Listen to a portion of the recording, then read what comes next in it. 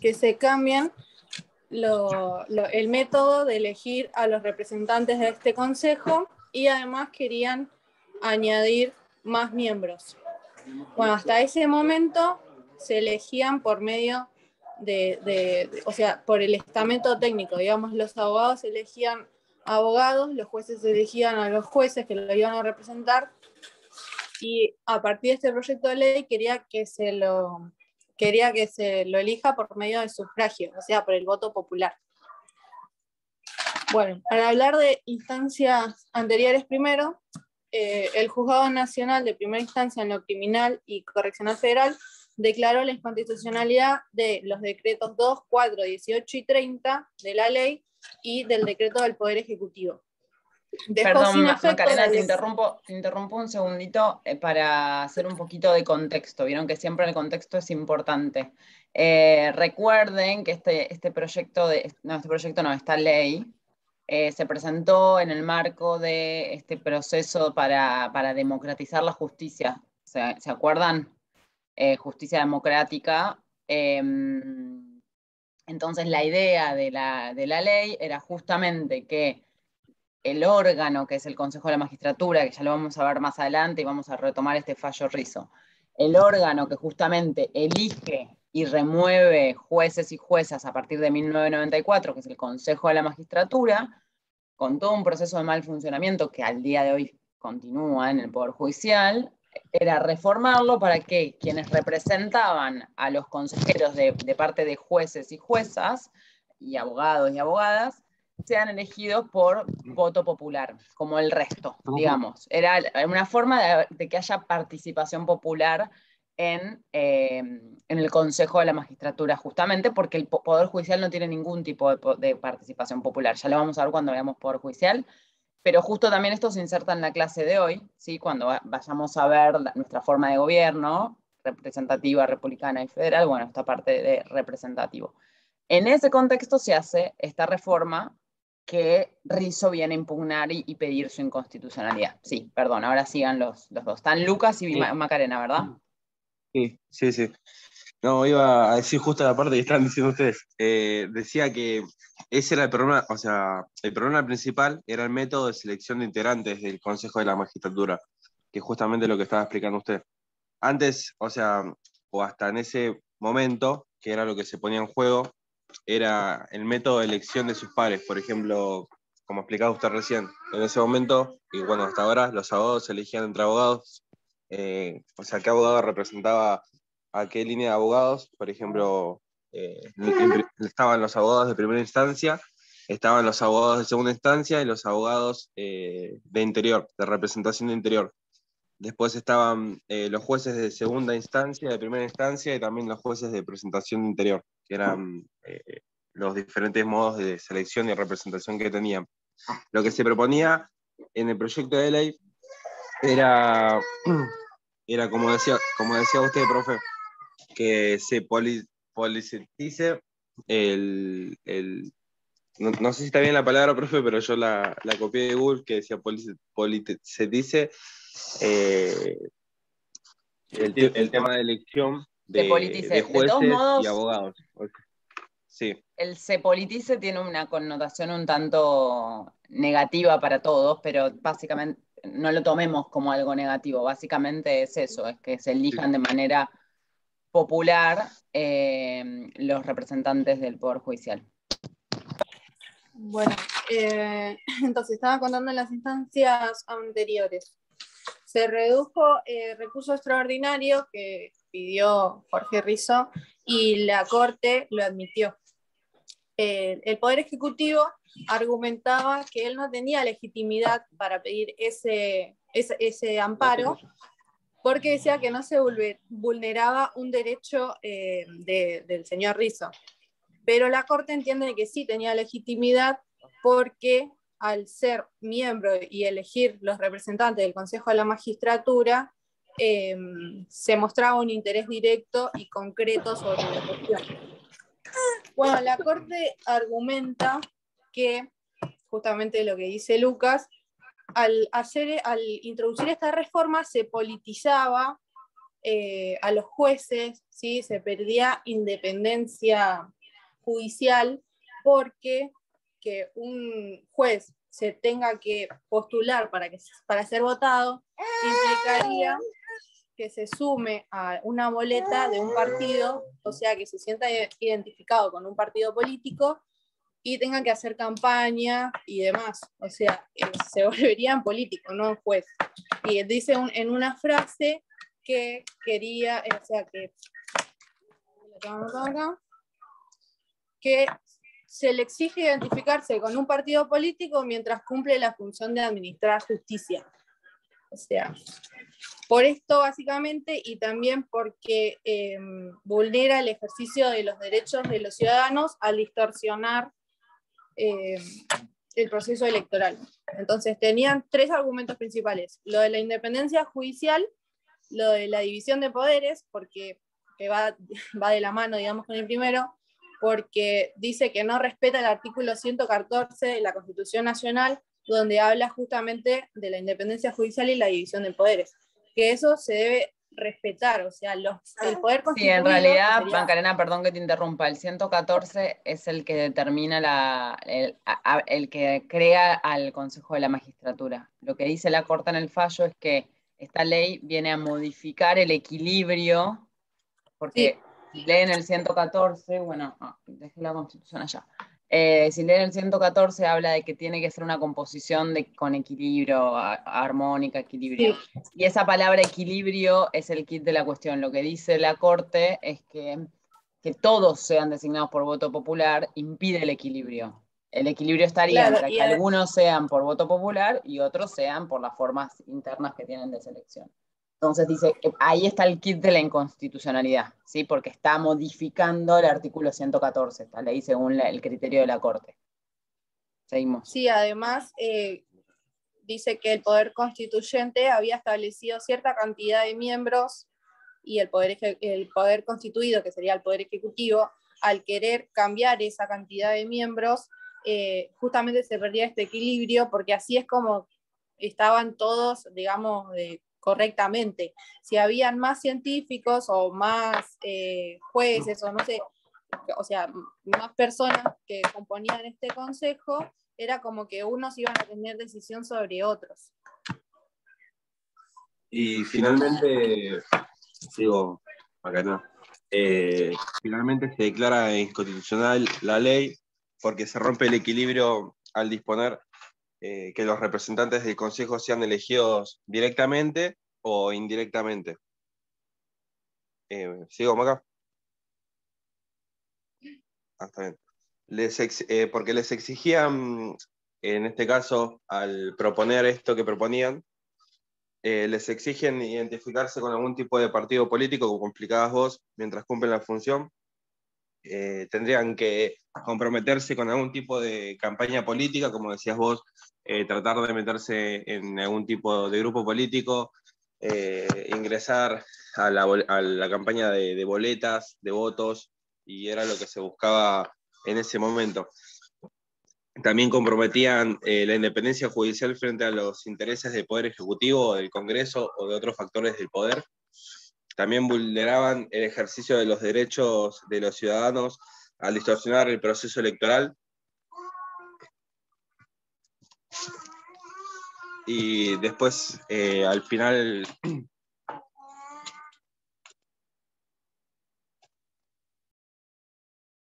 Hola.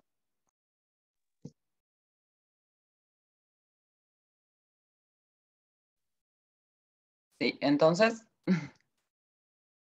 Bueno, sí, básicamente esos son los argumentos. Y entonces lo que decide la Corte es declarar la inconstitucionalidad de la ley y se mantiene vigente el régimen anterior, que son las leyes... Hola. ¿Ahí me escuchan? Hola. Te escuchamos, Lucas. Bueno, dale, buenísimo, no, pero se me cortó. Y no sé si me escucharon la parte final que dije, que al final se mantendría en vigencia el régimen anterior previsto, que era la ley, que es la ley 24.937, dice modificatorias 24.939, y la 26.080.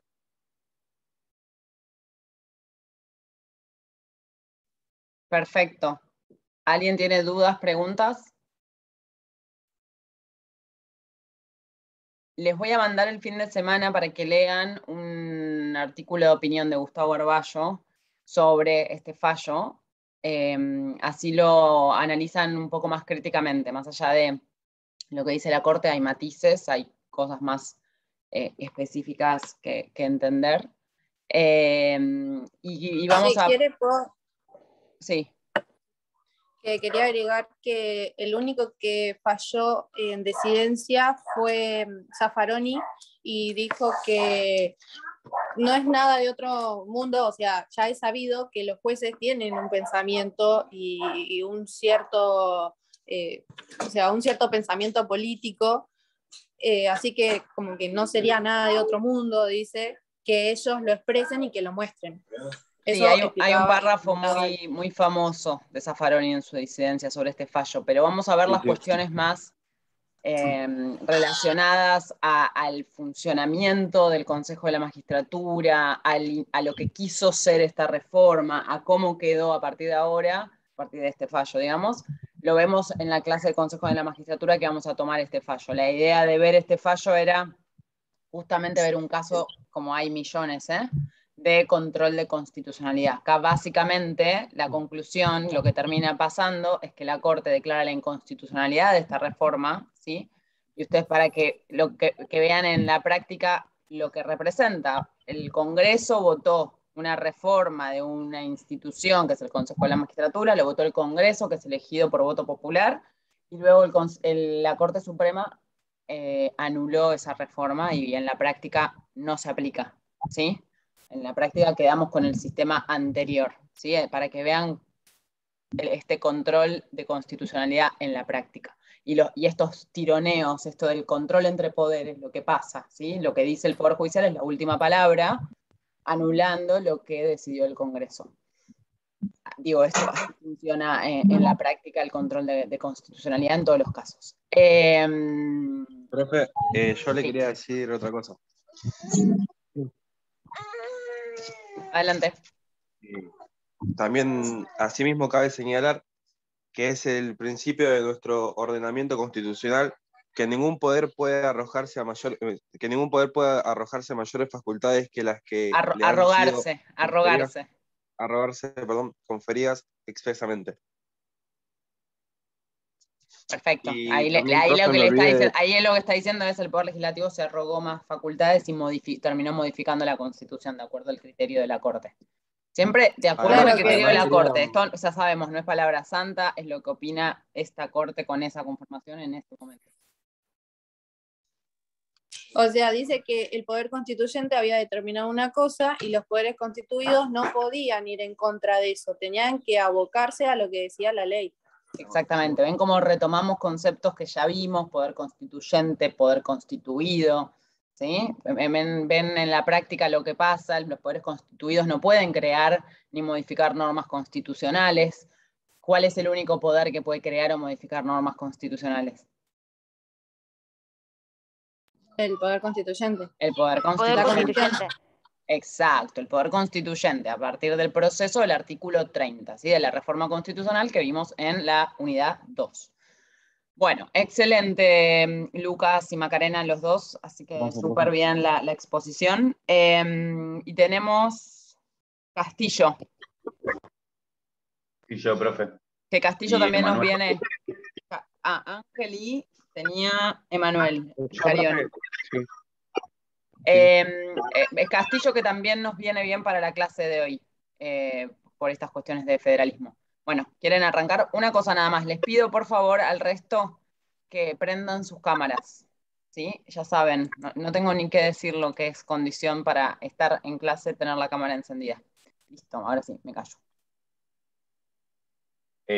Bueno, el caso Castillo en su momento generó mucho revuelo. Yo estuve viendo que en muchos canales de televisión salió por el tema de que, bueno, se trata de que en la provincia de Salta en la escuela pública se dictaban clases de religión. El fallo es de la Corte Suprema de Justicia de la Nación, del 12 de diciembre de 2017. El fallo es Castillo, Karina, Viviana y otros, con provincia de Salta, Ministerio de Educación de la provincia de Salta. Esto era que un grupo de madres pedía la inconstitucionalidad de la ley del artículo 27, inciso ñ, de la ley provincial de Salta, número 7546. Y la inconstitucionalidad también del artículo 49 de la Constitución Provincial y el artículo 8, inciso M, que establece que los padres o tutores decidan qué tipo de educación religiosa quieren para ellos. Claro, en sí no se discutía la norma en sí, se discutía más en la práctica, con esos chicos que no eran católicos. Hacía mucho más ruido la práctica que la norma. Y bueno, un compañero con cosas Se escucha mal. ¿Se escucha mal? Sí, se escucha un poco mal, pero aprovecho un segundo este momento para focalizar en el problema, a ver si todos lo entienden, porque si no, quizás suena, si lo decimos rápido, no se termina de entender. Entienden que el kit de la cuestión acá era que una escuela pública, cuando no somos un Estado católico, ¿sí? Una escuela pública, que debería ser laica, se estaba en hora de clase, todos los niños y niñas tenían una hora de clase curricular que era religión, y no religión cualquiera, religión católica. Entonces, Claro. los problemas eran para los niños y niñas que tenían otra religión y se los obligaba a tener religión católica, o que no tenían ninguna religión, o que no querían en horario escolar tener educación religiosa, básicamente, ¿sí? Digamos, el kit de la cuestión es que es una escuela pública, no escuelas privadas. En escuelas privadas es otra cuestión. Acá el problema es que era una escuela pública, o sea, era el Estado el que estaba impartiendo esta educación religiosa. Sí, sigo. Sí, eso prefiero era lo que quería corroborar, que es, como dice mi compañero que empezó, que es una escuela pública. Partamos de la base que es una escuela pública, pero en sí la norma no hacía ruido, era la práctica con qué se daba. Porque en sí no era que, bueno, había religión católica dentro del hecho de un plan de estudio. O sea que como que se daba por debajo. O sea, cuando fueron a averiguar todas esas cosas, bueno, a ver dónde dice que mi hijo tiene que tener religión católica. Más allá que en Salta la mayoría son católicos. Claro. Pero bueno.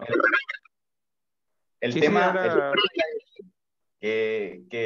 a ver, en principio la Corte de Salta confirma la constitucionalidad de esto, o sea que lo aprueba, de estas leyes, aduciendo que las normas respetan la libertad de culto porque los padres podían elegir qué tipo de religión se les iba a impartir a sus hijos. Y también podían elegir que, si no querían ninguna religión, también. Ahora, el tema está en que en Salta hay una mayoría de religión católica. Entonces, se profesaba la religión católica y se enseñaba la religión católica, y entonces había una minoría de otras religiones que quedaban afuera. Entonces, bueno. O quien no tenía religión también. Es la libertad de culto y la libertad de no tener ninguna religión. Sí, lo dije. Bueno. Entonces, ¿dónde está? Castillo y la asociación junto con la Asociación de Derechos Civiles plantean la inconstitucionalidad de estos artículos y de estas leyes. Bueno, la Corte declara la inconstitucionalidad finalmente, por lo que no se puede impartir educación religiosa en horario de clase, pero dice que se puede dar fuera del horario de clase. Claro, y que, o sea, en sí lo que se basa es que estaban violando el artículo 14, que ninguna ley se dará en criterio retroactivo en prejuicio de persona alguna. Y también se está violando el artículo 2, toda persona tiene derecho y libertades a decidir qué libre de culto uno puede profesar, todo, pero como yo le digo, no estaba dentro de un plan de estudio, o sea, se daba como por debajo y era casi obligatorio, porque en sí los chicos que no eran de ese culto o no tenían culto, no había una acción para ellos. O sea, se bendecía la mesa, todo, cosas que ellos en sí era obligatorio, no se daba. Entonces, eso ahí estaba la base del problema en la práctica. Entonces, van a la cuestión de que declaran, como dice mi compañero, inconstitucionalidad porque había estos artículos de la Constitución de Salta. Después había una disposición que era la 45/09, que obligaba a los padres a llenar un formulario en el que tenían que decir qué religión, o sea, primero si querían que sus hijos se les enseñe religión en la escuela. En el caso de que sí, tenían que decir qué religión. Y bueno, en el caso de que no, ninguna. Pero eso violaba su derecho a la intimidad. Bueno, y por eso se declara inconstitucional. Y bueno, como había dicho, o sea, la Corte dice que se puede enseñar religión como fenómeno sociocultural, pero tiene que ser objetiva y neutra y elaborar un contenido curricular específico, pero se tiene que dar fuera del horario de clase. Por lo tanto, o sea, declara procedente el recurso extraordinario declarando la inconstitucionalidad del artículo 27, inciso ñ, de la Ley Provincial de Educación 7.546 y de los artículos 49 de la Constitución Provincial de Salta y el 8, inciso M, que establece que los padres o tutores decidan qué tipo de educación religiosa quieren para ellos. Claro, y por eso era como que se velaba esos derechos que uno, ¿por qué tendría que decir? En ese formulario tendría que decir los padres, porque no estaba hablando de los chicos, los padres de qué religión era, cuando se violaba al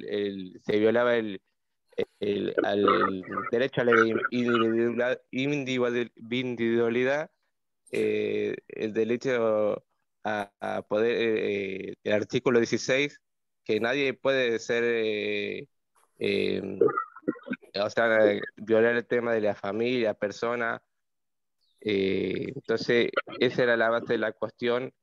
Y como no había en sí una segunda opción, aparte tampoco, a ver, vos profesionás catolicismo, sí, pero para los demás chicos que son de otra religión o no, no había, porque si son, en sí hay muchas religiones, entonces, ¿qué vas a hacer? ¿Todas las religiones o el catolicismo tiene privilegios?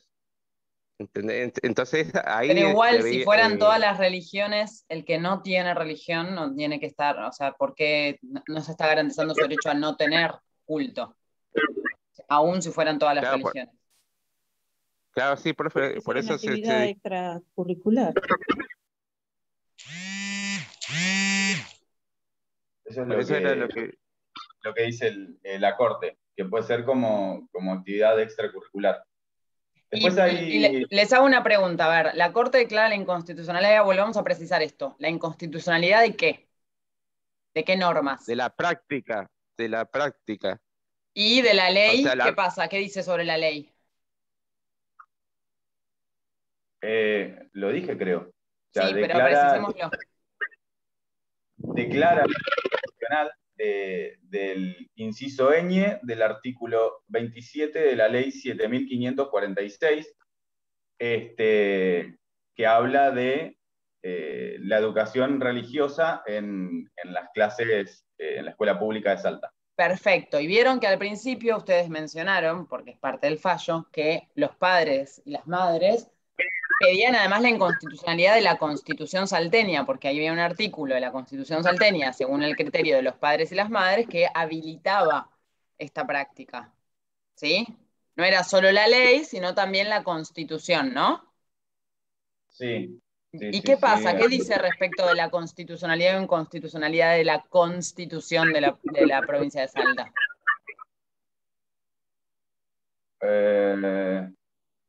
Bueno, eso no lo entendí porque la Corte, o sea, declara procedente el recurso extraordinario, por lo que entiendo que es inconstitucional también ese artículo. No confundamos, no, o sea, está bien, lo tenemos que aprender. Cuando la Corte o cualquier tribunal declara la procedencia, bueno, en este caso justo es un recurso extraordinario, así que solo lo puede hacer la Corte.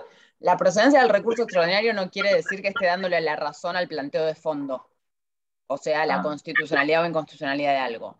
La procedencia del recurso extraordinario es decir, voy a resolver. Esto está bajo mi jurisdicción o mi competencia específicamente, lo voy a resolver. Es procedente, está presentado en término, con el formato que se tiene que presentar, hay un reclamo que debe ser escuchado, pero todavía no dijo que resuelve. Puede darles la razón o no respecto del fondo. Como lo separamos en dos, lo procedimental y el fondo. Ahí hay un ruido, ¿soy yo la que hace ese rebote?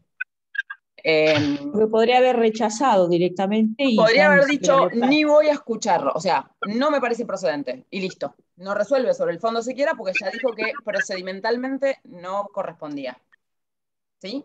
Entonces son dos cosas diferentes. Si dice que es procedente el recurso extraordinario, quiere decir, entonces, en consecuencia, voy a hablar sobre los argumentos, ver qué voy a resolver sobre el fondo de la cuestión, o sea, lo sustantivo de la cuestión, que es todo lo que hace después.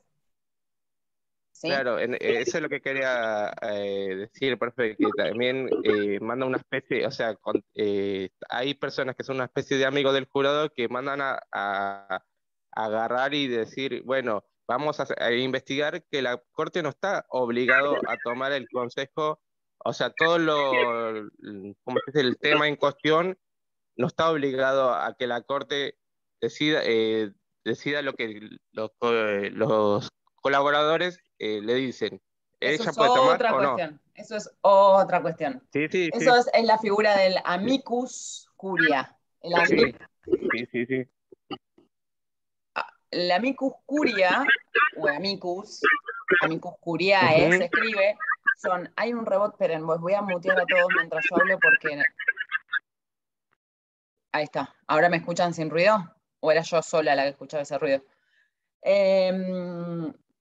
Bueno, el amicus curia es amigos del tribunal, básicamente. Esto se da en muchos casos que son un poquito más complejos o no, dependiendo, que organizaciones de la sociedad civil especializadas, expertos, técnicos, abogados o juristas especializados, o a veces incluso si son causas como muy amplias, pueden ser incluso economistas, comunicadores, lo que sea, expertos en el tema que se está discutiendo en una causa judicial, le llevan argumentos al tribunal, sea la corte o sea cualquier juez o jueza, para decir, te traigo argumentos que quizás no son de tu expertise, porque obviamente los jueces no son expertos en todo, para ayudarte a decidir. ¿Sí?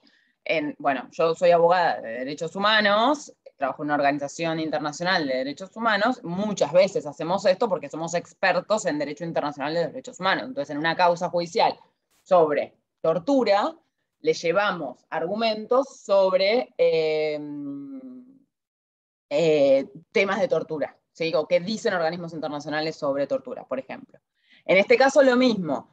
Organizaciones de derechos humanos, específicamente, de derechos humanos, básicamente, le llevan argumentos sobre la importancia de la libertad religiosa, la libertad de culto, etc. Pero eso es otra cosa.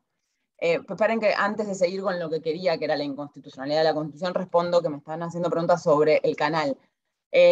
Todas las clases se suben al canal de YouTube, no sé quién lo preguntó, Nicole, creo, Celeste. ¿Ustedes ingresan al canal, ven las clases que yo subo? Sí. Bueno. Profe, sí. Listo, perfecto. Eso es una cosa, les debo las correcciones de trabajo prácticos y eso, pero sí subí todas las clases, están al día las clases, bueno, salvo la de hoy que la subo cuando terminamos, ¿no? Pero eso. Bueno, vuelvo. Lo que les quería decir entonces es, la Corte Suprema de Justicia de la Nación resuelve la inconstitucionalidad de este artículo que señalaba Ángel de la ley provincial, la práctica, o sea, la forma en que se implementaba, ¿sí?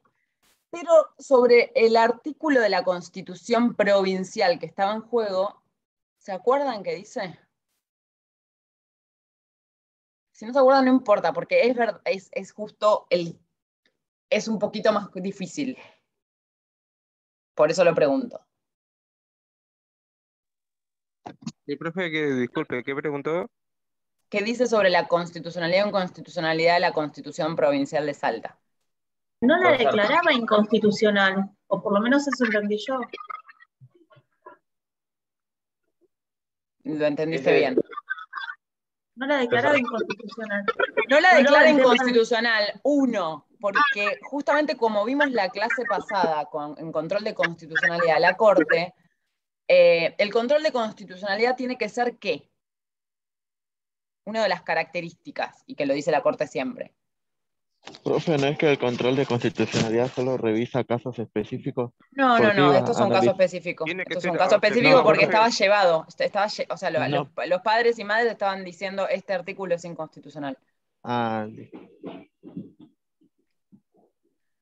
El control de constitucionalidad es última ratio, tiene que ser el último recurso. Si hay otras medidas alternativas para resolver el caso, los jueces, juezas, tribunales, cortes deberían ir por esas vías alternativas, porque por la gravedad institucional que tiene la declaración de inconstitucionalidad, por esto que vimos, es un poder declarando la invalidez de la actividad de otro poder que es el poder legislativo. O en el caso de la Constitución aún es más grave aún, porque no es ni siquiera un poder constituido, es la Corte Suprema, el Poder Judicial declarando la inconstitucionalidad del poder constituyente salteño. ¿Sí? ¿Se entiende la gravedad institucional? O sea, el poder constituyente que decidió una constitución que se reunió con todos los procedimientos complejos que conlleva crear normas constitucionales, decidió cuáles son sus normas y viene el poder, encima federalismo mediante, la Corte Nacional a decir esto es inválido. Es un problema Pero sí está institucional. dentro del marco de la Constitución Nacional. Lo puede hacer la Corte, lo puede hacer y ha sucedido. Ahora, para hacerlo, no tiene que haber ningún otro mecanismo para hacerlo. La Corte lo que termina entendiendo en Castillo es, si yo declaro la inconstitucionalidad de la ley y declaro la inconstitucionalidad de la práctica, no requiero declarar la inconstitucionalidad del artículo de la Constitución, porque el artículo de la Constitución provincial es amplio. El problema fue cómo lo implementó la ley y el problema fue cómo se hizo en la práctica. Pero podemos interpretar ampliamente el artículo de la Constitución. No necesito declarar su inconstitucionalidad, ¿se entiende? Sí, profe, se entiende. ¿Sí? Entonces, acá ven cómo la Corte es cuidadosa, en ese caso, por la gravedad institucional que implicaría declarar la inconstitucionalidad del artículo. La Corte considera, tengo otras herramientas para solucionar este caso. Puedo declarar la inconstitucionalidad de la ley, que igual está, hay un tema ahí también de institucional, está declarando inválido la actividad de otro poder y poder local, federalismo otra vez, pero digamos, está dentro de sus competencias, obviamente, para eso está el control de constitucionalidad, y declara que la forma en que se implementa eso, la práctica en sí es inconstitucional. ¿Sí? ¿Estamos? Sí, profe. Bueno. Profe, ¿puede ser que similar es lo que ocurrió con el juez Marshall? ¿O me equivoco? ¿En qué sentido? En el sentido de que él, o sea, no existió la inconstitucionalidad, sino que como que lo dejó a la interpretación de ellos. ¿Quiénes son ellos? La Corte Suprema. El que estaba a cargo de él, si no me equivoco. Y, o sea, no nombró al final a los jueces de paz. Es como que no quiso quedar mal con ninguno de los dos, ni con el presidente Jefferson, ni con, digamos, Marbury, que era uno de los jueces de paz que se mencionaba. O sea, en Marbury versus Madison, que es el caso que se acuerdan que vimos, el presidente estadounidense de 1803 que crea el control de constitucionalidad, lo que sucede es la declaración de inconstitucionalidad de una ley, la ley que le daba competencia a la Corte para entender en ese caso, justamente, para resolver si había que designar o no a esos jueces. Declara la inconstitucionalidad de la ley. La estrategia justamente de esto que decís, para no quedar mal ni con uno ni con el otro, es que básicamente al declarar la inconstitucionalidad de esa ley, no va a tener competencia para entender, entonces no queda mal ni con un, bueno, sí, o sea, a Marbury no le está ayudando, a los jueces, digamos, no los está ayudando en su reclamo, pero sale por otra vía, digamos, no es que dijo tiene razón uno, tiene razón el otro, dijo no tengo competencia porque esta ley es inconstitucional porque modifica la Constitución. No es el mismo caso, básicamente. Sí, hay una declaración de inconstitucionalidad y en eso es parecido a todos los casos que hay declaración de inconstitucionalidad. En este caso, Castillo, la Corte está declarando la inconstitucionalidad de una norma, también lo mismo. ¿Sí? Sí, perfecto. Bueno, perfecto. Excelente también Ángel y Emanuel. ¿Alguien quedó con alguna pregunta, duda? ¿Entendieron el caso? ¿Les sirve ver los casos así explicados? Sí, sirve, profe. Aclarás un montón de cosas. Se aclaran un montón de cosas. ¿Lo pudieron leer antes? Porque también lo que sirve es que ustedes lo lean antes para ver si entendieron el caso, si pudieron resolverlo. Ya saben, tienen que practicar la lectura de fallos, si no es imposible. Les recomiendo que quienes no lo leyeron vayan ahora y lean estos fallos, porque además, acá me preguntan, son obligatorios. Los fallos obligatorios son todos los que están en el material, no los que hicieron trabajos prácticos, todos los fallos que están en el material. Bueno, ¿estamos hasta acá? Bueno, pasamos entonces a la clase de hoy, ¿sí? Voy a compartirles pantalla. Es una clase relativamente corta, no nos va a llevar demasiado.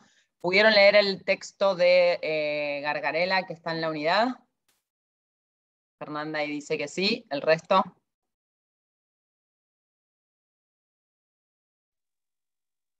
Yo no, profe, Sí, profe, no lo sí. leí.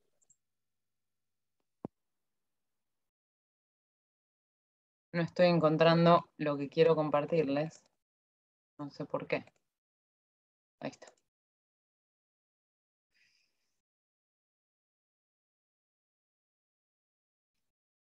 Ahí voy, ¿eh?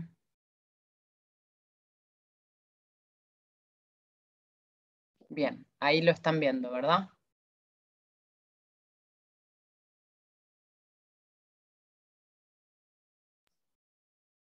Bueno, la clase de hoy entonces tenemos que ver esta clase introductoria a los temas de organización del poder en nuestra Constitución Nacional. ¿Sí? A partir de la clase que viene ya vamos a adentrarnos en el análisis de cada uno de los poderes, ¿sí? Poder ejecutivo, poder legislativo, poder judicial, vamos a ver Consejo de la Magistratura también, obviamente, como parte del poder judicial. Y luego ya nos quedan la unidad de derecho procesal, digamos, derecho constitucional procesal, que vamos a ver las garantías constitucionales, el amparo, y si nos queda tiempo voy a agregar una unidad más sobre principio de razonabilidad. Eso se los confirmo. Bueno, ¿alguien puede leer el artículo primero de la Constitución Nacional? Sí, yo lo tengo acá, profe. Perfecto. ¿El primero? El 1. Dice, artículo 1. La nación Para, hijo, haz un segundo de silencio, por favor. La nación argentina adopta para su gobierno la forma representativa republicana federal según la establece la presente Constitución. Perfecto. Entonces, el artículo primero, lo primero que nos va a decir es qué forma de gobierno va a adoptar nuestra Constitución Nacional. Así abre la Constitución Nacional. El primer artículo nos va a decir la forma de gobierno. Va a decir que es representativa, republicana y federal. Y luego dice, según entiende esta Constitución. O sea, para llenar de contenido estos tres conceptos, tenemos la propia Constitución, ¿sí? Hay que hacer una lectura armónica del resto de la Constitución, es lo que nos dice el artículo 1, ¿sí? Y lo que vamos a hacer ahora, digamos, vamos a ver básicamente qué significan estos tres conceptos. ¿Qué quiere decir representativa? ¿Qué quiere decir republicana? ¿Y qué quiere decir federal? Si no para mí, sino vamos a ver haciendo estas distintas interpretaciones que puede dar la Constitución y básicamente también utilizando algunos recursos de jurisprudencia, así que han entendido la Corte o tribunales sobre estos conceptos, ¿sí? Bien. Vamos a ver que cuando llenemos de contenido estos conceptos, ¿sí? Vamos a ir viendo que el alcance y su significado ha ido variando a lo largo de nuestra historia constitucional, ¿sí? A medida y acompañando los procesos históricos que se han dado en nuestro país. Y obviamente vamos a tener problemas de interpretación, como con todos los conceptos y significados de nuestra Constitución. Todo depende de quién lo interprete, en qué momento se interprete, ¿sí? Entonces, vamos a tener distintas ideas, ¿sí? Acá volvemos, por ejemplo, a temas de democracia y constitución. Y eso, y hay un alcance, como siempre, más amplio y un alcance más restringido de estos conceptos, dependiendo cómo se lo interprete. Bien, vamos a empezar con...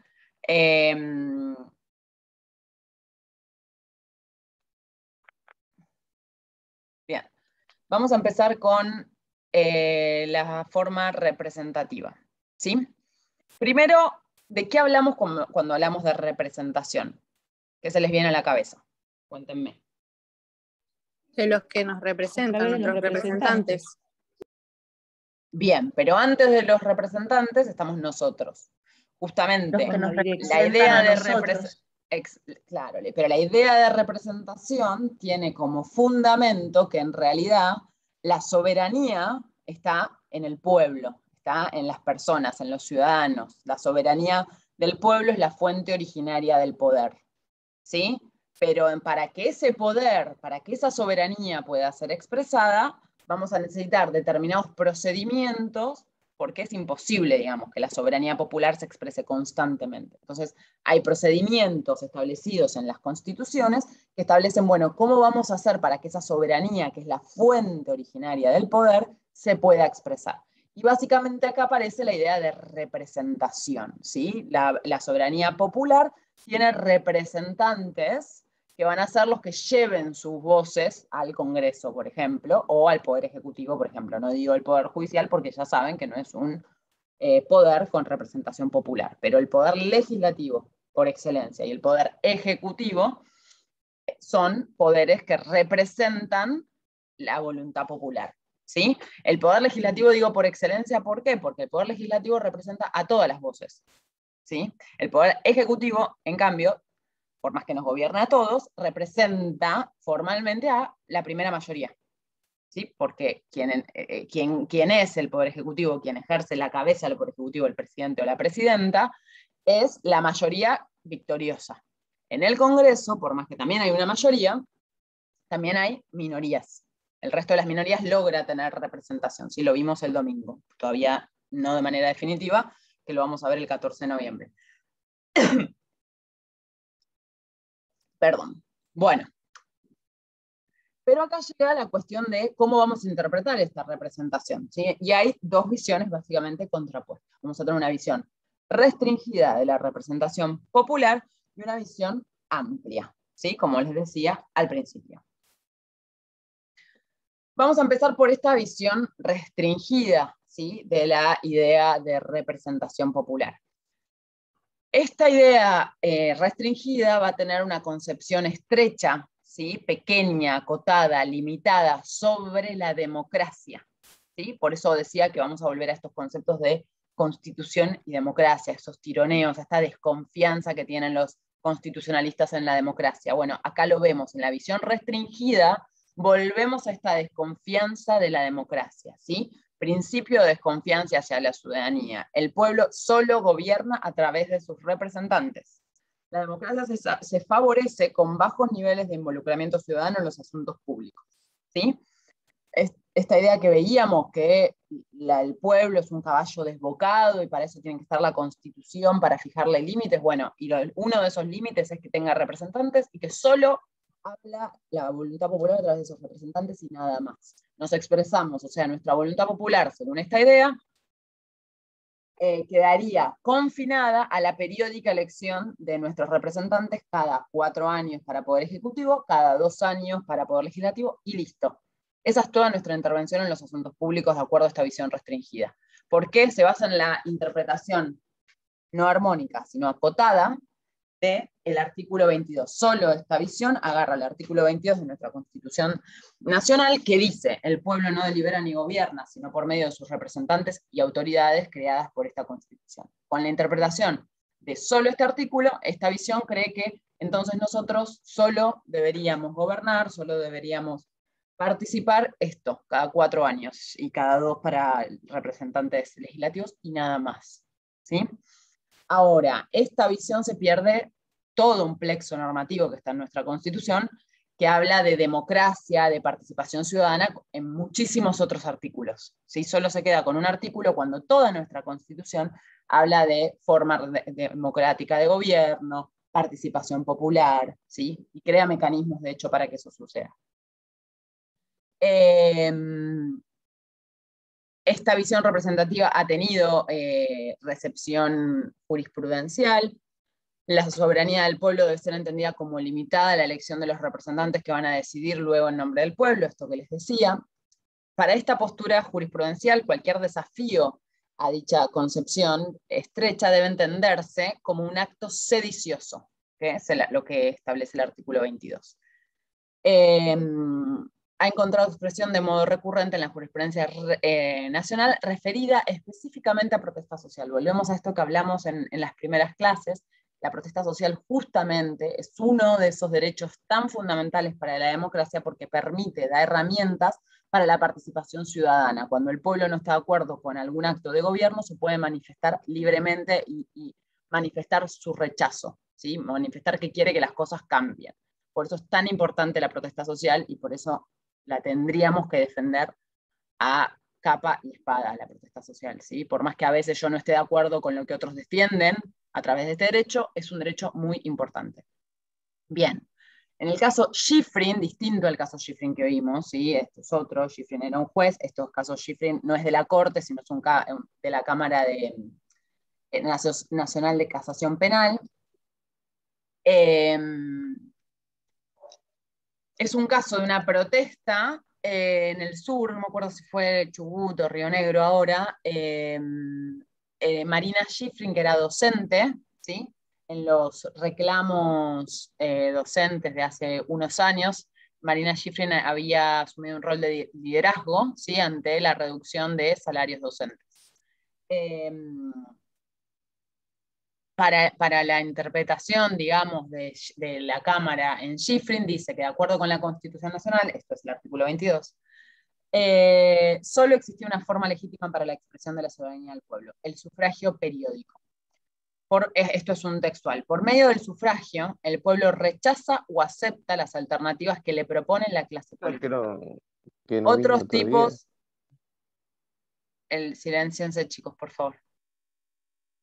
Otros tipos de presunta expresión de la voluntad popular, distintos del sufragio, tales como reuniones multitudinarias en plazas, reuniones en lugares públicos, encuestas, huelgas u otros medios de acción directa, vayan o no acompañados por las armas, no reflejan la opinión mayoritaria del pueblo, sino a lo sumo la de un grupo sedicioso.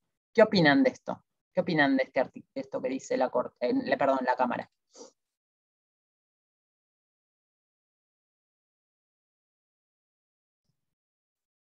Y es complicado porque por ahí no se sigue el procedimiento de la votación, eh, pero si bien la gente tiene el derecho a protestar, o sea, a decir lo que piensa y manifestarse si no está de acuerdo con las decisiones políticas que se toman en un momento determinado de la historia. Sí, sobre todo entendiendo además que el derecho a huelga, el derecho a la protesta social, es un derecho constitucional también. O sea, tenemos el ¿Y qué artículo año es 22. esa? Este fallo no es muy antiguo, debe ser del 2009, 2010, como Yo pensé que máximo. era de 70, 80. No, Ahí por creo eso. que matan a un profesor, profe, ¿puede ¿Cómo? ser? ¿Ese es el mismo? ¿Que matan a un profesor, puede ser, en esa, No. en esa huelga? No. Es otro caso, entonces. Es otro caso. A ella se bastante la condena por corte de ruta, digamos, y protesta, básicamente, por ejercer la protesta. Es resistencia. Siempre con la protesta social vienen acompañados los delitos de resistencia a la autoridad, bueno, si hay corte de ruta, pero es resistencia a la autoridad. Profe, además, ¿no vulneran el derecho a la libre expresión? Exacto, por eso, además de la libertad de expresión, que como vimos en nuestra Constitución per se, está un poco desactualizado, digamos, porque obviamente es un derecho reconocido en 1853-1860, entonces lo literal del derecho a la libertad de expresión está muy acotado, pero eso primero se fue actualizando con los tratados internacionales de derechos humanos, pero además el artículo 14 bis reconoce el derecho a la protesta social, específicamente, ¿sí? Entonces, por eso les digo, la visión restringida solo mira el artículo 22, pero no mira todo el resto. Y esta visión de que solo a través del sufragio, y todo lo demás es edición, no tiene nada que ver con la lectura armónica de nuestra propia Constitución, porque como les dije, nuestra propia Constitución habla en muchísimos otros artículos de la importancia de la participación ciudadana y da alternativas y estrategias para garantizar que haya participación ciudadana en distintas instancias. ¿Sí? Entonces, por eso les digo, es problemática esta lectura, esta interpretación, porque solo se agarra de un artículo de la Constitución. Es como, bueno, yo me quedo con el 14 bis, el 14 y nada más. No leo todo el resto. ¿Sí? Dicho esto, les digo, están haciendo la tarea, les pregunto, ¿están haciendo la tarea de ir leyendo los artículos de la Constitución Nacional poquito a poquito? Que dijimos en la primera clase. Sí, yo voy por la mitad, profe. Ah, muy bien. ¿Quién dijo que no los estoy viendo a todos? Macarena. Macarena. Muy bien. Pero con los casos hipotéticos que usted nos da, es más fácil, me parece, interpretar y leyendo de a poquito. Sí, tal cual, pero bueno, no van a leer toda la Constitución con los casos, probablemente. Pero bueno, háganlo como quieran. Mis recomendaciones vayan de a poquito leyendo, pero si no, con el análisis de casos obviamente lo van a hacer. Eso depende de su forma, su orden, lo que les sirva. Bien. ¿Hasta acá estamos con esta visión restringida entonces? ¿Sí? Bueno. Sí. Como les dije, tenemos la visión restringida, luego viene la versión amplia, la visión amplia. La visión amplia es, obviamente, una concepción mucho más robusta. Esto, obviamente, ¿qué vamos a tener? Si en la visión restringida teníamos a los constitucionalistas y su desconfianza en la democracia, acá, ¿qué tenemos? Los demócratas. A los demócratas. Tienen una confianza en la ciudadanía, que la democracia favorece en lugar de desalentar la intervención ciudadana en los asuntos públicos, ¿sí? Las decisiones públicas más relevantes deben tomarse a través de procesos inclusivos y deliberativos, caracterizados por la conversación entre todos los potenciales afectados, antes que por la imposición desde arriba. El artículo 22 versus muchas otras normas constitucionales que impiden una lectura restrictiva de la idea de representación. Artículo 14, derecho a peticionar a las autoridades. Artículo 14 bis, derecho a huelga, ¿sí? Artículo 39, iniciativa popular. Artículo 40, consulta popular. Y un montón más, ¿sí? No me quedo solo con eso. También la visión amplia, ¿sí? Ha tenido recepción jurisprudencial, ¿sí? Acá lo vamos a ver en estos casos.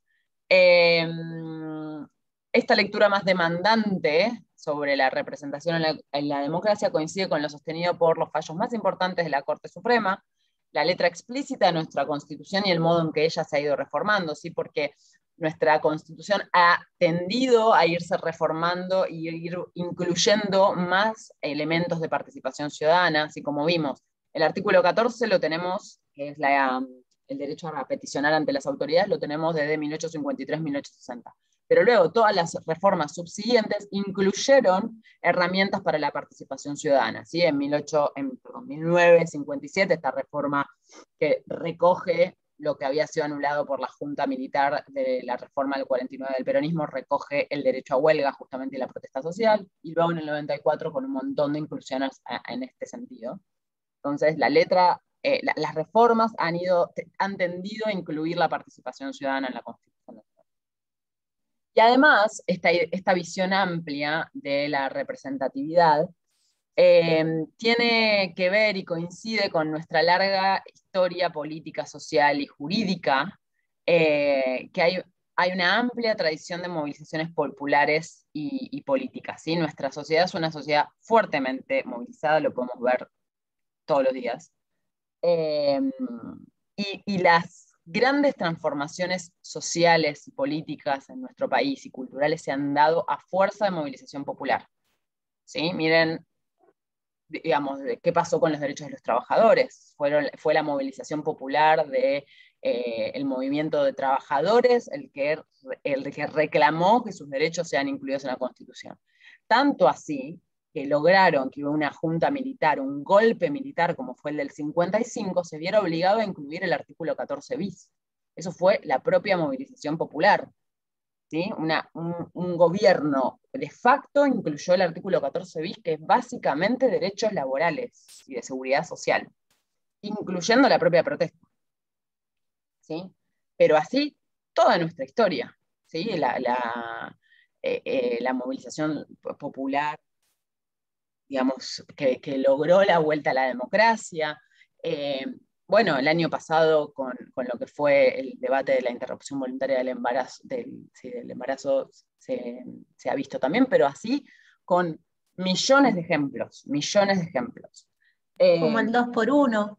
El 2x1, el 2x1, digamos esto también, el proceso de memoria, verdad y justicia en nuestro país es muy fuerte, la movilización popular, que pasa cada 24 de marzo. Y esa movilización popular, por más que no busque una reforma, un algo, sí es movilización popular para no olvidar, y es muy importante eso. No es algo común, no es que pasa en todos lados. En muchos lados sucede, pero por ejemplo en nuestra región quizás no es cada vez más, pero no tiene una historia tan en esta tradición de la movilización popular. Entonces, no puede considerarse vigente una noción de la representación política propia del siglo XIX y una lectura estrecha de la Constitución de 1853. ¿Sí? Es demasiado limitado quedarse con esa visión de hace 200 años, 160 años. ¿Sí? Bien, y acá les puse un parrafito de la recepción jurisprudencial de esta idea, justamente en el caso Rizzo que acabamos de ver, y caso UCR es otro, entre muchos otros fallos de la Corte. Acá la Corte dice: la soberanía popular es un principio de raigambre constitucional que en el sistema democrático se integra con el reconocimiento del pueblo como último titular del poder político, pero al mismo tiempo, y para cumplir con tal objetivo, pone su acento en los procedimientos habilitados para hacer explícita aquella voluntad, origen del principio de representación. Si acá nos está explicando la representación popular. Por ello, el Estado de Derecho y el imperio de la ley son esenciales para el logro de una nación con instituciones maduras, y no es posible que bajo la invocación de la defensa de la voluntad popular pueda propugnarse el desconocimiento del orden jurídico, puesto que nada contraría más los intereses del pueblo que la propia transgresión constitucional. Acá también ven la tensión entre constitucionalismo versus democracia. Esto es textual, ese problema. Lo que está diciendo la Corte es: si permitimos que, por ejemplo, la ley que modificó el Consejo de la Magistratura en Rizzo vulnere la Constitución Nacional, la vulneración de la Constitución Nacional es justamente ir en contra de la voluntad popular, porque la Constitución Nacional es la máxima expresión de la voluntad popular. Básicamente nos está diciendo eso la Corte. Bien, ¿estamos hasta acá? Sí, profe. Sí. Bueno.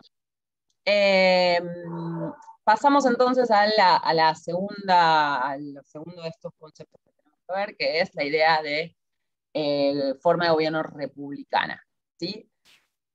El principio constitucional republicano es compatible con una amplia gama de posibilidades, ¿sí? No hay un modelo único de división de poderes ni de controles frente al poder. Ahora vamos a ver por qué. Porque los contenidos mínimos de la idea republicana son dos.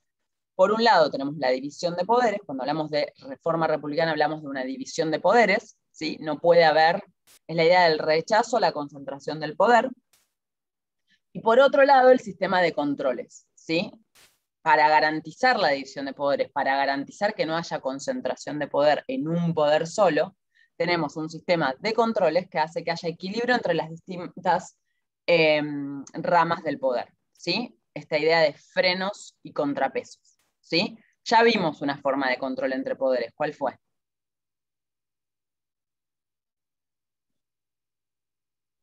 En los... ay, primero en el El caso poder de Marshall se puede constituyente. ver. Y Marbury, que justamente en el video que usted nos pasó dice que hay que tener como un equilibrio de contrapoderes. Pero, ¿y cuál es el control? poder constituyente. ¿Cuál es el control entre poderes en el caso Marbury versus Madison? El poder constituyente. No, el control de constitucionalidad. El control de constitucionalidad, que lo vimos en la unidad 4, la pasada, es una forma de control entre poderes. ¿Qué es? Es el poder judicial controlando la actividad del poder ejecutivo y poder legislativo. Básicamente está diciendo que el poder ejecutivo y que el poder legislativo no vayan en contra de la Constitución, que no se extralimiten, que no hagan cosas que no están permitidas. Digamos, pero hay otras formas de control entre poderes. Yo les cuento una de las que ya vimos. Control de constitucionalidad es una de las clásicas formas de control entre poderes. Poder judicial controlando la actividad del poder ejecutivo y poder legislativo. Pero como les digo, esta idea del principio republicano es compatible con una amplia gama. No es que sí o sí tiene que haber tres poderes, sí o sí el control de constitucionalidad tiene que estar presente. Digamos, hay países que, por ejemplo, tienen división de poderes, pero no tienen control de constitucionalidad. Y hay otras formas de control entre poderes, ¿sí? No es que hay una forma republicana de gobierno, es la forma que adopta cada constitución, ¿sí? Entonces, refuerzo, los contenidos mínimos de esta idea, sea de la forma en que se adopte que sea, división de poderes y sistema de controles, frenos y contrapesos entre los poderes para equilibrarse, para que ningún poder tenga más poder que otro. Bien. En el caso UCR, que lo acabamos de mencionar, es UCR contra Provincia de Santiago del Estero, esta Corte ha afirmado que la forma republicana de gobierno, susceptible de por sí de una amplia gama de alternativas justificadas por razones sociales, culturales, institucionales, etc., no exige necesariamente el reconocimiento del derecho de los gobernantes a ser nuevamente electos, y que las normas que limitan la reelección de quienes desempeñan autoridades ejecutivas no vulneran principio alguno de la Constitución Nacional, porque acá se estaba discutiendo, justamente el gobierno de la provincia de Santiago del Estero reclamaba la inconstitucionalidad a la reelección del gobernador. Decía que era inconstitucional porque iba en contra de la forma republicana de gobierno. La Corte lo que dice acá es, no, la forma republicana de gobierno no es sí o sí reelección. Eso es lo que adopta cada constitución, y en este caso cada provincia en su constitución, ¿sí? En Rizo, pero Rizo es la medida cautelar, no es el caso de fondo que vimos nosotros. Medida cautelar, ¿por qué? Porque Rizo, la reforma del Consejo de la Magistratura, se hizo 2 meses antes de las elecciones PASO. Entonces, y en las elecciones PASO había que llamar a elecciones para consejeros. Entonces, Rizo, además del caso de fondo, tiene una medida cautelar para que se frene la votación de consejeros en las PASO. En esa medida cautelar, la Corte dice, los poderes constituidos en ninguna circunstancia pueden desconocer la forma en que los constituyentes organizaron la división de poder estatal en la Argentina. ¿Sí? Básicamente, esta forma para ver cuál es la forma republicana de gobierno en nuestro país, tenemos que ir a ver qué decidieron los constituyentes. Básicamente tenemos que ir a la Constitución Nacional, ¿sí? Y los poderes constituidos no pueden modificar eso, ¿sí? Por ejemplo, a través de lo que dice la Corte es a través de esta ley, de la reforma del Consejo de la Magistratura, se estaría modificando la forma de gobierno que nos dieron nuestros constituyentes, ¿sí? ¿Estamos? ¿Me siguen? Sí. Bien. Gracias por Sí, hacer que profe. no me sienta sola. Bien, cuando Sí, se entendió, profe. vayamos avanzando en los distintos poderes, ¿sí? La clase que viene vemos poder ejecutivo, después veremos poder legislativo, luego poder judicial, vamos a ir viendo distintas formas de control entre estos poderes. Por ahora vimos el control de constitucionalidad, ¿sí? Que garantiza ese equilibrio, que, por ejemplo, el poder legislativo a través de una ley no vaya en contra de lo que dice la Constitución, o sea, no se arrogue más atribuciones que las que le dio la propia Constitución, y lo mismo el poder ejecutivo, que el poder ejecutivo a través de un decreto no se arrogue más facultades que dio la propia Constitución. ¿Y esto también se aplica para tratados, como por ejemplo la Convención Interamericana? Sí, eso, ¿te acordás, Lorenzo, que vimos que ese es el control de convencionalidad específicamente?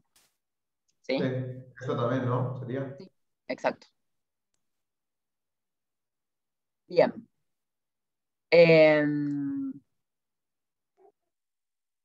Bueno, perdón, me quedé pensando.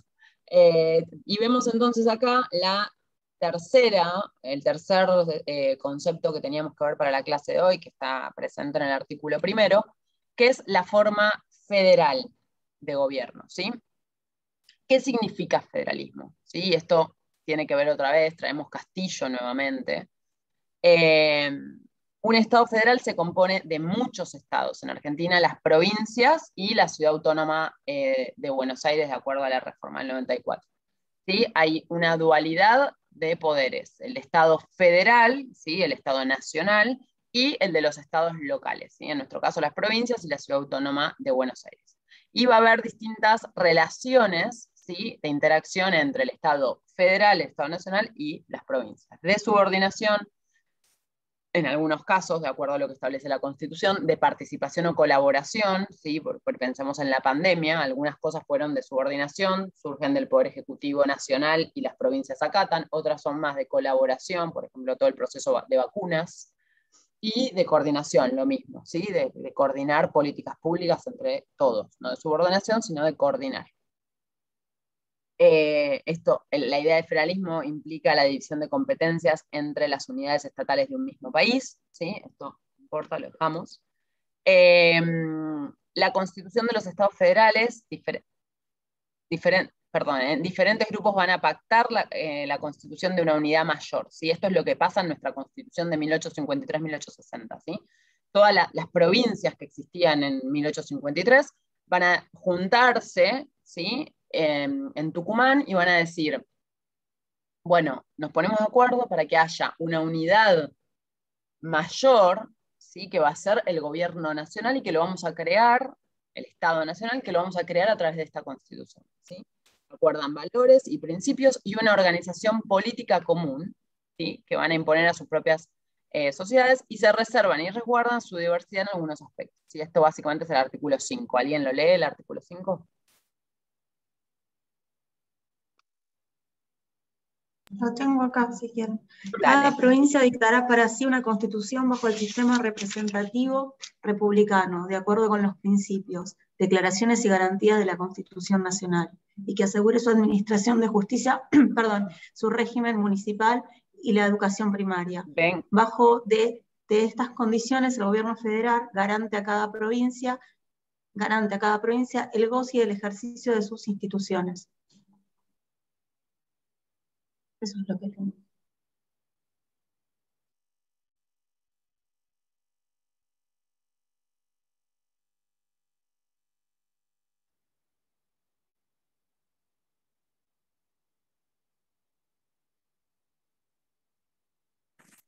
Profe, está muteada.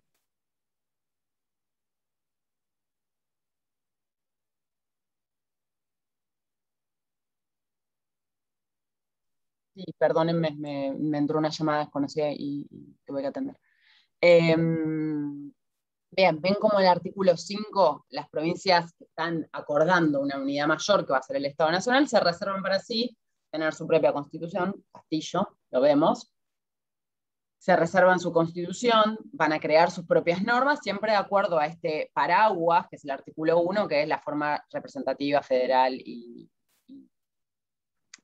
republicana de gobierno, pero tienen sus propias normas, ¿sí? Nuestra Constitución ya desde 1853 establece la supremacía de la Constitución Nacional y del conjunto de normas de derecho federal sobre los derechos provinciales, incluso sus propias constituciones. Y esto lo vemos en ¿qué artículo?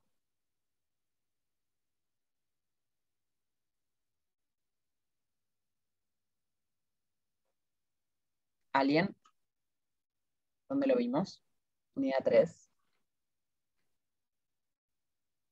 Artículo 31. 31. ¿Sí? La supremacía de la Constitución Nacional, incluso sobre las normas provinciales, incluso sobre las constituciones provinciales. Por eso la Corte Suprema estaba analizando la constitucionalidad de la Constitución de la provincia de Salta respecto a la Constitución Nacional. ¿Sí? Hay un desdoblamiento de competencias legislativas concurrentes y complementarias, pero sin alterar las jurisdicciones locales propias de la organización del poder del sistema federal, ¿sí? Porque tenemos el poder legislativo nacional y luego las legislaturas provinciales. Se establece una coordinación entre nación y provincias que lo expresamente delegado por estas en su competencia remanente. Bien. Y acá tenemos, no ya bueno, sí, hay una visión restringida y una visión amplia en lo que respecta a la autonomía provincial y los derechos individuales, versus los derechos individuales. ¿Sí? Hay una práctica constitucional de tironeo entre estas dos ideas. Por un lado, garantizar el federalismo y que en la práctica la autonomía provincial sea plena, pero por el otro, tenemos los derechos individuales reconocidos en la Constitución Nacional. Esto básicamente, ¿qué implica? Que no tenga que ser que depende de la provincia en la que hayas nacido, tengas más o menos derechos. Tiene que haber una base de derechos que son los reconocidos en nuestra Constitución Nacional, y la autonomía provincial no debería limitar el ejercicio de esos derechos. Y esto pasa en la práctica constantemente, porque en cada provincia tiene sus propias normas, su forma de aplicación. Muchas veces normas nacionales no se aplican de la misma manera. Entonces yo nací en determinada provincia y tuve mayores posibilidades o menores posibilidades de acceder a un derecho. Pongámosle derecho a la educación, derecho a la salud, el derecho que sea, ¿sí? Y por ejemplo, para dar ejemplos así como muy en discusiones actuales, la Ley Nacional de Educación Sexual Integral es una ley nacional que debería aplicarse en todo el territorio, pero que depende de la provincia en la que vivas o en la que hayas nacido, vas a tener educación sexual integral en la escuela o no, y eso repercutirá en un montón de otros derechos o posibilidades en la vida de una persona. Bien, la recepción jurisprudencial de la Corte Suprema respecto de esta tensión, justamente. La Corte ha dicho que hay que asumir una actitud de deferencia frente al actuado por las distintas provincias, aceptando que ellas pueden elegir el desarrollo de prácticas institucionales propias, ajustadas o no a las prácticas más tradicionales en el país. Pero frente al caso de un evidente y ostensible apartamiento del sentido inequívoco de la Constitución, se torna justificada la intervención del máximo tribunal en defensa de la Constitución Nacional y en contra de las decisiones tomadas a nivel provincial para preservar la supremacía de la Constitución Nacional. Acá ven como, por ejemplo, se ve Castillo. ¿Sí? La Constitución Nacional garantiza la libertad de culto, o la libertad de no tener culto, cualquiera. Y lo actuado por la provincia de Salta iría en contra, hay un evidente y ostensible apartamiento del sentido inequívoco de la Constitución Nacional, ¿sí? La libertad de culto.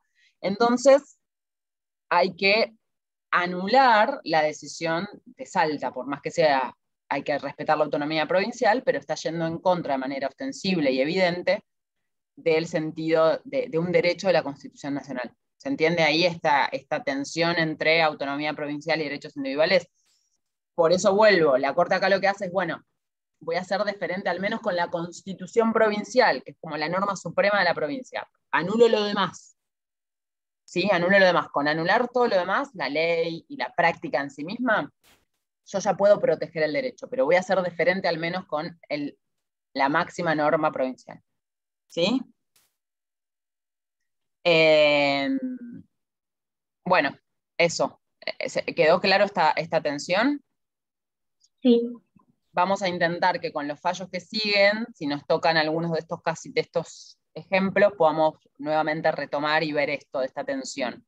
¿Sí? O piensen ustedes, si tienen algún caso que les haya sonado, algo que se esté discutiendo ahora, que exista esta tensión entre autonomía provincial versus derechos individuales. ¿Sí? Cualquier cosa también voy a estar atenta para mandarles algún casito. Lo que sí voy a hacer... Profe, ¿no se puede poner como ejemplo lo de... en el fin de semana les voy a mandar al menos Rizo, un artículo de opinión para que lean un poquito más en profundidad sobre el caso Rizo, y sobre Castillo también tengo un artículo de opinión, ¿sí? Para que profundicen un poquito en estos casos. Así que vemos cómo los casos que vimos en la unidad pasada, por más que sean de control y de constitucionalidad, los retomamos hoy porque vemos esto, Rizo respecto al control de constitucionalidad y la idea representativa de gobierno, Castillo respecto de la idea de forma representativa. ¿Sí? Le hago una consulta con ¿Estamos? respecto a esto que hablaba. Sí, ¿me escucha?